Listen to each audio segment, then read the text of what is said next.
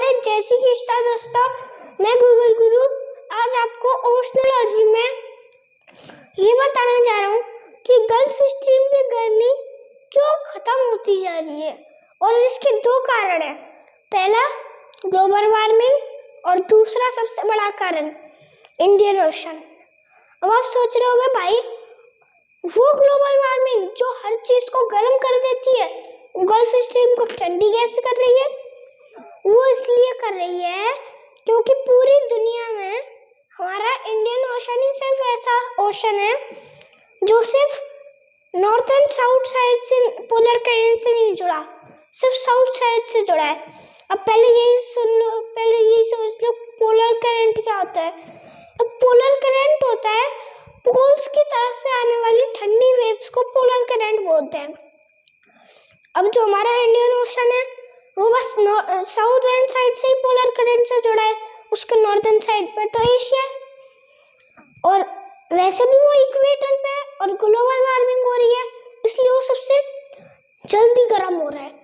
अब आपने तो पढ़ा ही होगा कि गर्म हवा अनस्टेबल होती है और वो अनस्टेबल होगी तो वो ऊपर उड़ेगी और पूरी दुनिया की ठंडी हवा अंटार्कटिक ओशियन से बहुत तेजी से उसके अंदर भरेगी।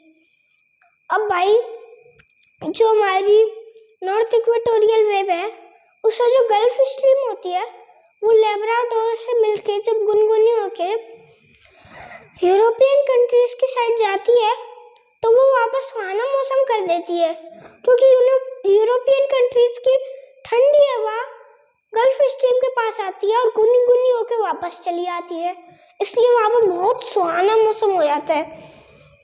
अब देखो, अब हमारा जो इंडियन ओशन है वो सारी ठंडी हवा वैक्यूम क्लीनर की तरह खींच लेगा।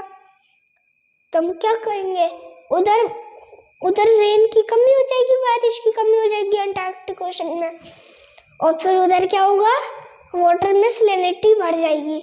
और आप तो बचपन से ही पढ़ते जा रहे हो खारा पानी जल्दी ठंडा होता है। अब देखो वहां से गल्फ स्ट्रीम फिर ठंडी होकर जाएगी, जब तक वो यूरोपियन कंट्रीज के पास पहुंचेगी वो और ठंडी हो जाएगी, बहुत ठंडी हो जाएगी। फिर यूरोपियन कंट्री की ठंडी हवा गल्फ स्ट्रीम के पास आएगी और बहुत ठंडी होकर वापस चली जाएगी। उससे वहाँ पे लोगों के छत पे भी, घर पे, हर जगह आइस ही आइस हो जाएगी।